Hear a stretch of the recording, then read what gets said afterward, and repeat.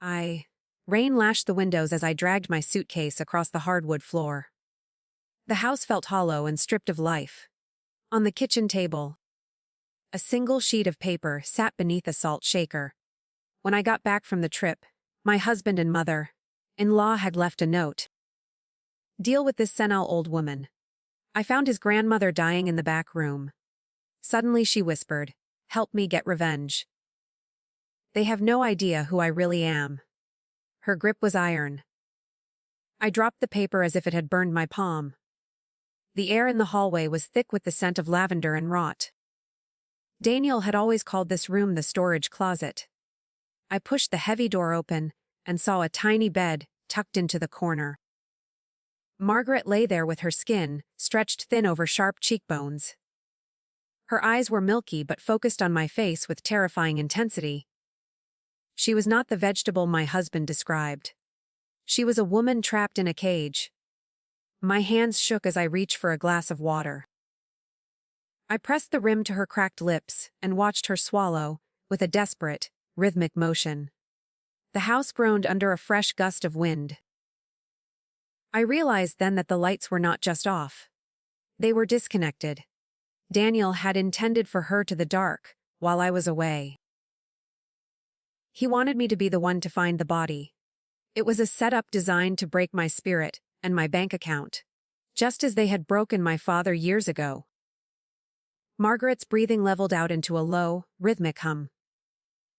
She pointed a trembling finger toward the floorboards, beneath the heavy oak dresser. I knelt in the dust and pried the wood back with my fingernails until they were raw.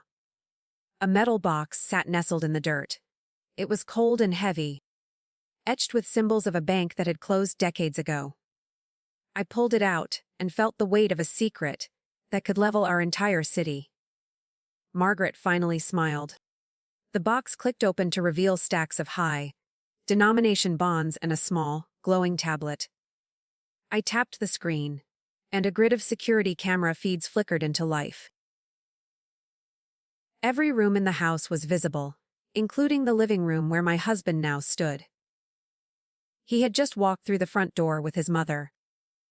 They were laughing and clinking glasses of expensive champagne. They thought the house was empty. They did not know we were watching them from the shadows of the back room. I looked at Margaret and saw the ghost of a predator in her gaze. She was the architect of the fortune Daniel was trying to steal. I realized I was no longer a wife or a daughter-in-law. I was a soldier in a war that had started long before I married into this family. I picked up my phone and began to type the message that would seal their fate. The game was over. My husband had no idea that his victim had just become his judge. My thumb hovered over the glass screen, while the laughter in the hallway grew louder. Daniel sounded triumphant as he boasted about the upcoming inheritance.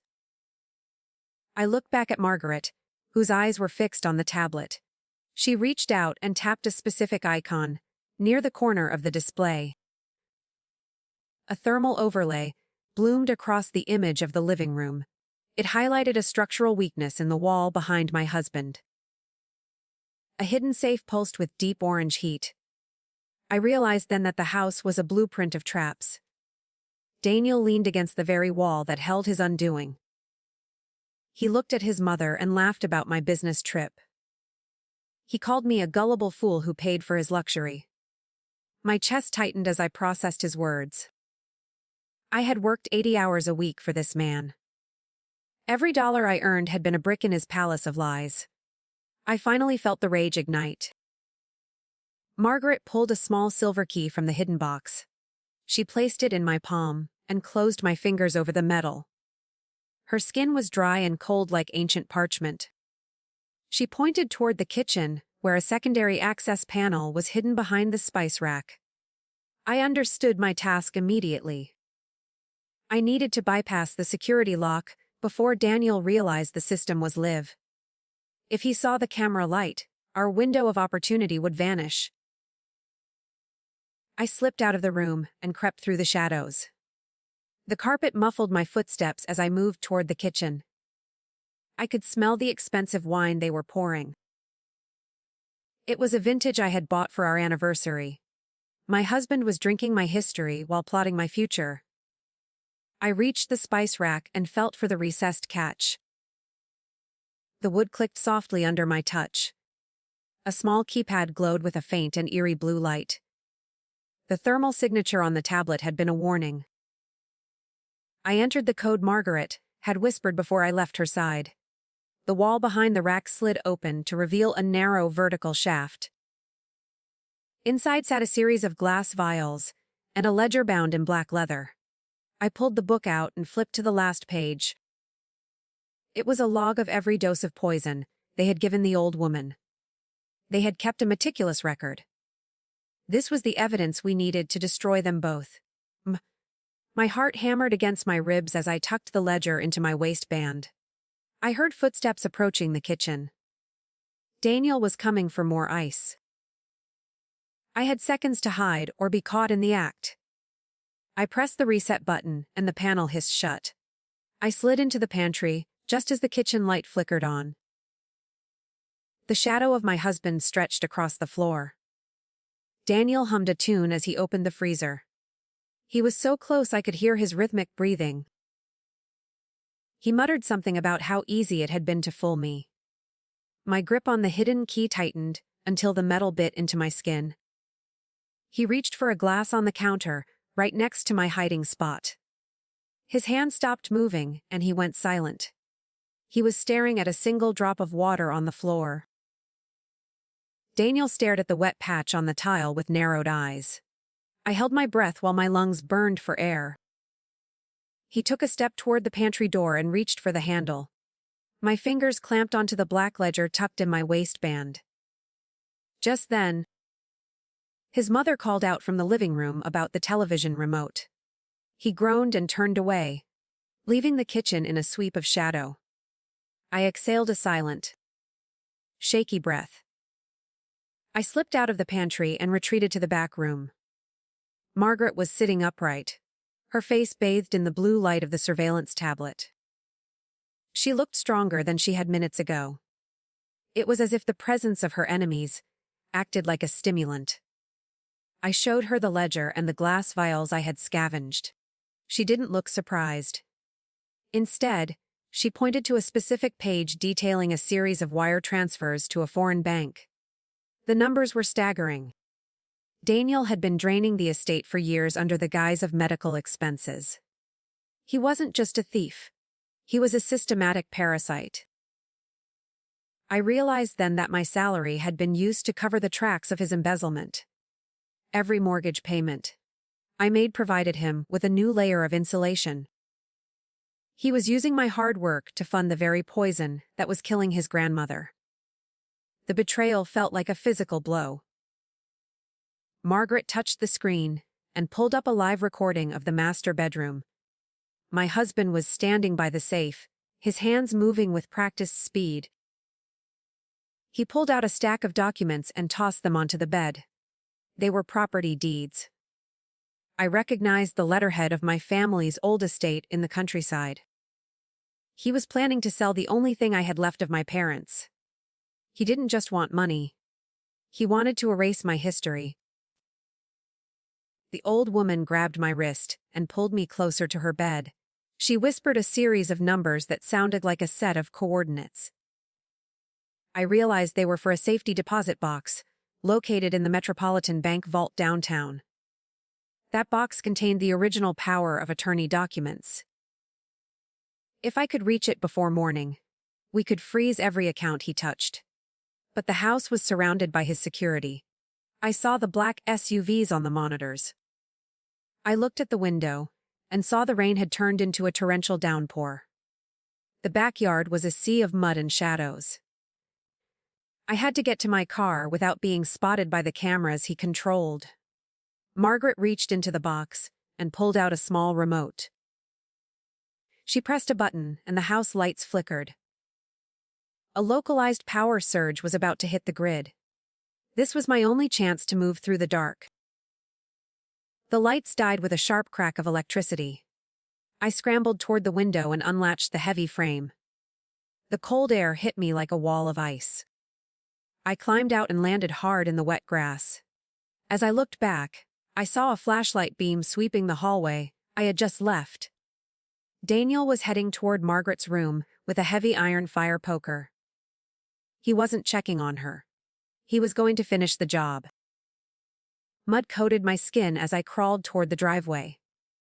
The rain drummed against my skull, masking the sound of my heavy breathing. I reached my car and fumbled for the spare key hidden under the wheel well. My fingers were numb and slippery with grit. I glanced back at the house just as a shadow passed the window of the back room. Daniel was moving with a terrifying purpose. I had to reach the city center before dawn broke. I threw myself into the driver's seat and cranked the engine. It sputtered once before roaring to life. I drove without headlights, navigating the gravel path by memory alone. The ledger sat heavy against my hip, a physical reminder of the stakes. As I hit the main road, a pair of bright beams filled my rearview mirror. A black SUV swung onto the asphalt behind me. They were not letting me go. The hunt had officially begun. The chase moved through narrow, winding roads slick with oil. I shifted gears with a jerky motion, my heart hammering against my ribs. The SUV rammed my bumper, sending a violent jolt through my spine. I gripped the wheel tighter and slammed my foot on the accelerator. I needed to reach the Metropolitan Bank vault. Margaret had said the coordinates would unlock the truth. I realized then that she had planned this escape, long before I arrived home. I swerved onto a service road to gain some distance. The SUV missed the turn, its tires screaming on the wet pavement. I used those precious seconds to check the tablet on the passenger seat.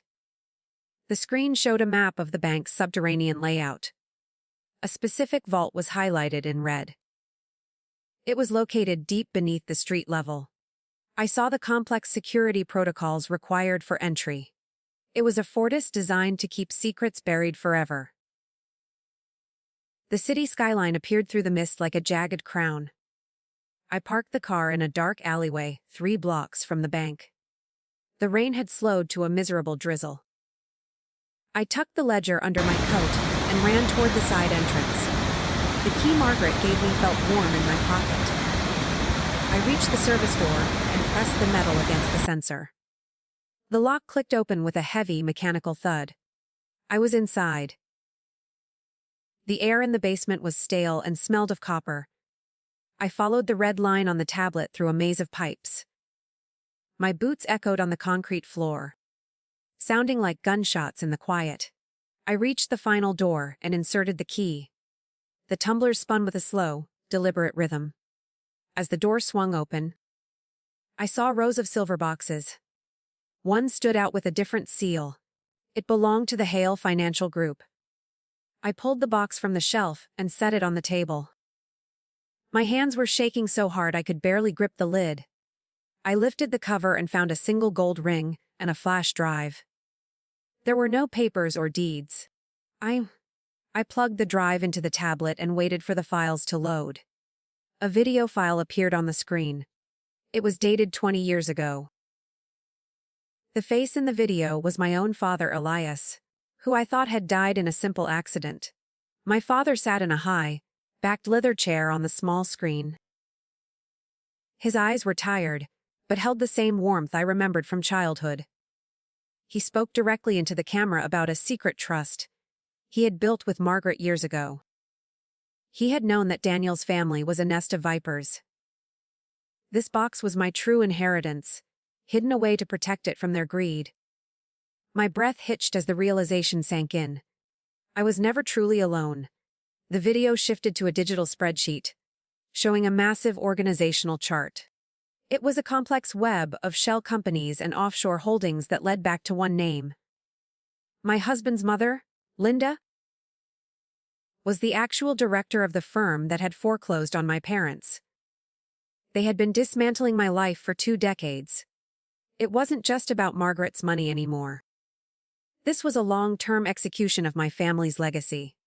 I felt a cold, sharp resolve. Suddenly, the basement door at the far end of the vault slammed open. The sound echoed like a gunshot against the metal walls. I saw the silhouette of the man from the SUV. He wasn't a random guard. He was Daniel's brother. A man I had been told was living abroad. He held a silenced pistol and moved with professional grace. I scrambled behind a heavy steel cabinet as the first bullet hissed through the air. I checked the tablet and saw a secondary ventilation duct near the ceiling. It was narrow and choked with dust, but it was my only exit. I shoved the flash drive into my pocket and grabbed the heavy ledger. The brother fired again, the sparks flying off the metal inches from my head. I used a rolling ladder to reach the vent. I kicked the grate inward and hauled myself into the dark, cramped tunnel just in time. The duct was a lightless maze of sharp edges and stale air. I crawled on my belly, the ledger scraping against the tin. Below me, I could hear the rhythmic thud of boots on concrete. He was tracking my sound through the ceiling. I reached a junction and saw a faint glow of red light. It was the building's main server room. If I could tap into their network, I could broadcast the evidence to the local police. I dropped through the ceiling panel and landed on a rack of humming servers. The heat in the room was intense, making the air shimmer. I found an open port and jammed the drive inside. Lines of code began to scroll across the wall monitors. I was bypassing the encryption Daniel had set up to hide his crimes. The progress bar reached 90% when the door handle began to turn. My pulse was a frantic drum.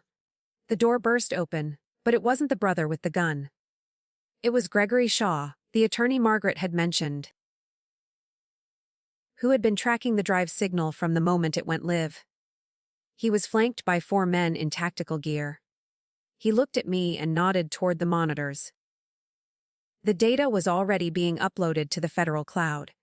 He told me that Margaret had anticipated this exact confrontation. But then his phone buzzed with a message. Daniel was no longer at the house. He was here. Gregory Shaw stepped toward the server rack and grabbed my arm. The tactical team fanned out into the hallway, their boots clicking on the polished concrete. My heart hammered against my ribs like a trapped bird. Gregory pointed toward a monitor showing the parking garage. Daniel's silver sedan roared through the security gate. He looked frantic, his hands white on the steering wheel. He knew the data was moving. He was coming to kill the evidence before it reached the authorities. We moved quickly toward the service elevator. The heat from the servers stayed with me like a fever. Gregory handed me a small earpiece. A calm voice spoke through the static. It was Margaret.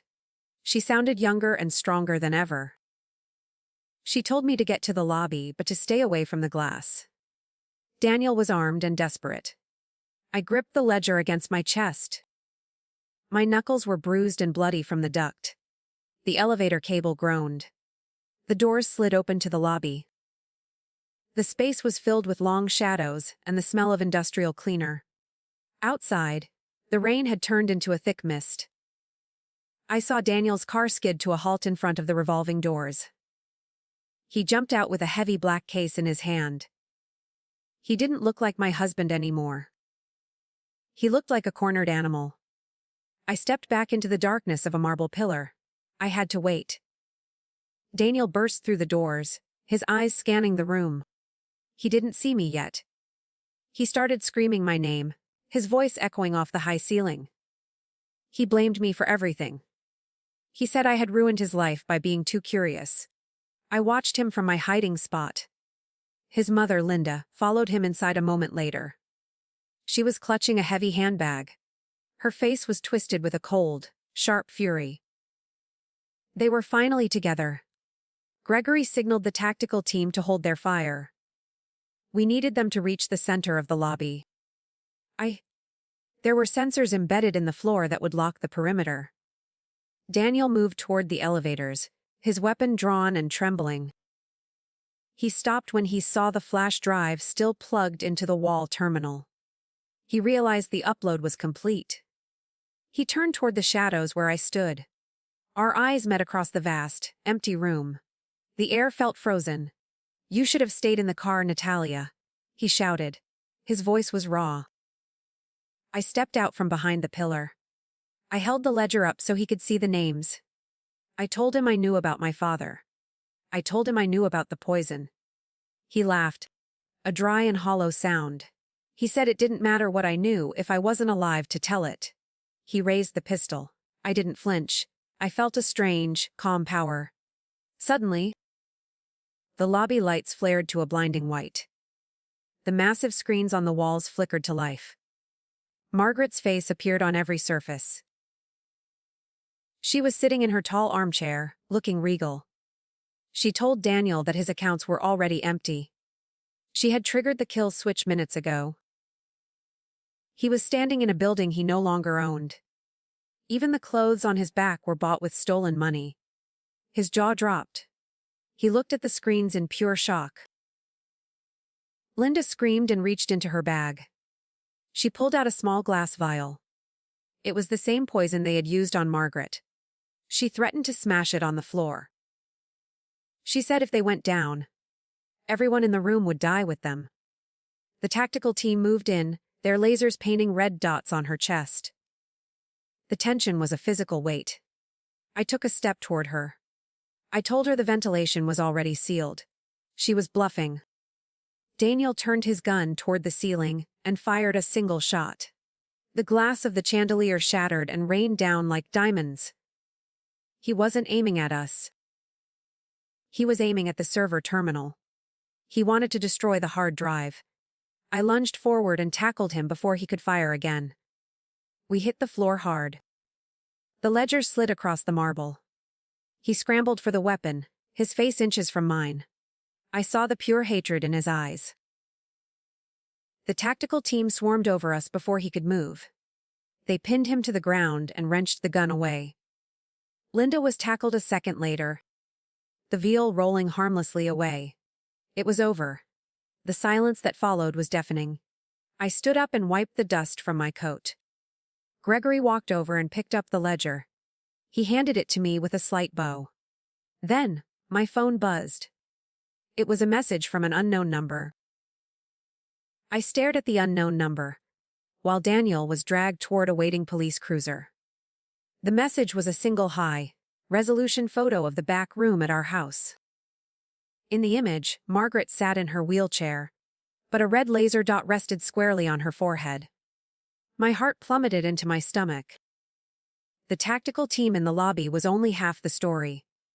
Daniel had hired a second team to secure the house. I realized we were not celebrating yet. The war had shifted back. I shoved the phone toward Gregory Shaw's face. His expression went from professional calm to sheer panic in a second. He barked an order into his radio, but only static returned. The bank's thick walls and the server's electromagnetic field were jamming the signal. We were blind and deaf to the events occurring 30 miles away. I looked at Daniel, who was now grinning despite the handcuffs. He had a dead man's switch. If he didn't check in, they would fire. We ran back toward the parking garage, ignoring the protests of the local police. I jumped into Gregory's armored sedan, while he activated a high-frequency override switch on the dashboard. We tore out of the alleyway, the tires screaming against the wet asphalt. I pulled up the tablet and tried to reconnect to the house cameras. The feed was flickering and distorted. I saw a shadow moving near Margaret's bed. It wasn't a guard. It was a man in a tactical mask. The drive was a blur of neon lights and splashing puddles. Every second felt like an hour. I watched the tablet screen with a desperate, unblinking focus. The intruder at the house pulled a long, thin needle from his vest. He wasn't there to shoot her. He was there to deliver a final, untraceable dose of the toxin. Daniel had planned a double strike. If he lost the money, he would ensure Margaret never lived to testify. I gripped the door handle tight. I realized I had something the killers didn't know about. I opened the black ledger and found the override codes for the house's smart home fire suppression system. It was a high-tech gas system designed to extinguish electrical fires by displacing oxygen. If I triggered it now, everyone in that room would pass out in seconds. But it was a gamble. Margaret's lungs were weak. The gas could kill her before the intruder even felt a tingle. I had to decide her fate. Gregory pushed the car to its limit. The speedometer needle climbed past 100. I looked at the monitor one last time. The intruder was leaning over Margaret, his hand hovering near her neck. I didn't hesitate. I slammed my thumb onto the red icon on the tablet screen. Miles away, despite the signal interference, the home's hardwired system engaged. A hiss of white vapor filled the back room. I watched as the masked man gasped and clawed at his throat. He collapsed in a heap. Margaret's head slumped to the side. We skidded into the driveway 5 minutes later. The front door was kicked wide open. I didn't wait for the guards. I sprinted through the hallway, my lungs burning from the cold air. I reached the back room and threw open the door. The white mist was still thick and smelled like metallic ozone. I found Margaret on the floor. She was pale and motionless. I dragged her into the hallway and began chest compressions. I screamed for her to wake up. Her chest remained still for an agonizing minute. Gregory arrived with a portable oxygen tank and pressed the mask to her face. We waited in the silence of the ravaged house. Finally, she let out a sharp, ragged cough. Her eyes flickered open and found mine. She reached out and squeezed my hand with surprising strength. The threat was neutralized. The intruders were all in zip ties. But then, she pointed toward the hallway mirror. Something was wrong with the reflection. I turned and saw a small, blinking red light embedded in the frame of the mirror. It wasn't a camera. It was a countdown. Daniel hadn't just hired killers. Using the maintenance access he had secretly installed, he had rigged the house with a thermite charge. The entire structure was designed to incinerate the evidence, and everyone inside it. We had less than 60 seconds before the walls became a furnace. Gregory grabbed Margaret's arms to lift her. I grabbed the hidden box. We ran for the exit.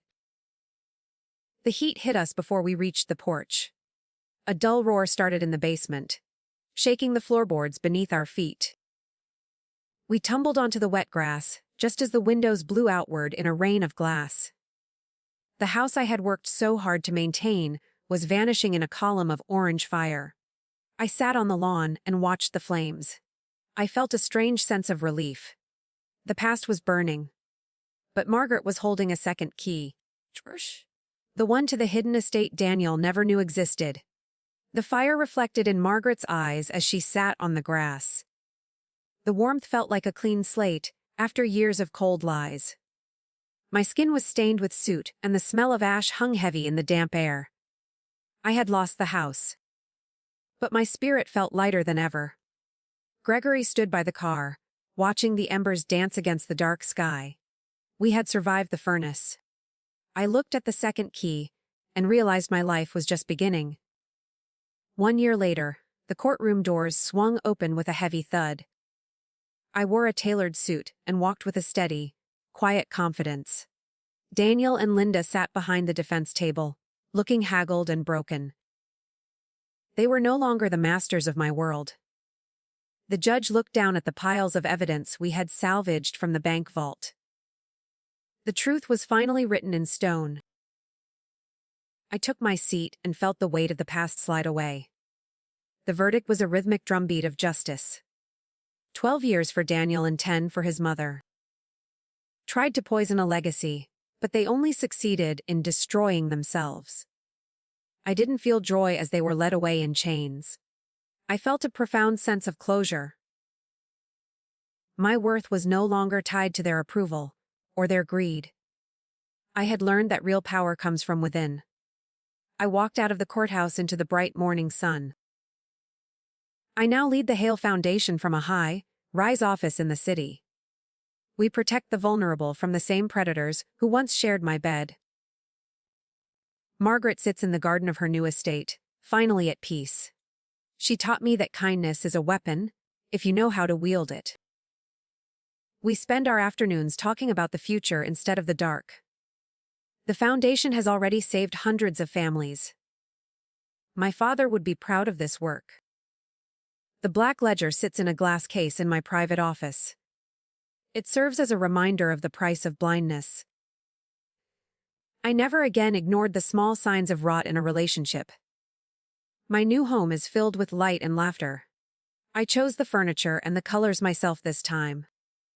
Every corner reflects a woman who knows her own name. I am no longer a victim of a story. I am the architect of my own destiny. Tonight, I sit on my balcony and watch the city lights flicker. The rain has stopped and the air is crisp. I think about the note on the kitchen table and how far I have traveled. My phone rings and I see Margaret's name on the screen. She wants to discuss a new project for the elderly. I smile and pick up the call. Somewhere in the distance, a siren wails. It sounds like a ghost fading into the dark of the past.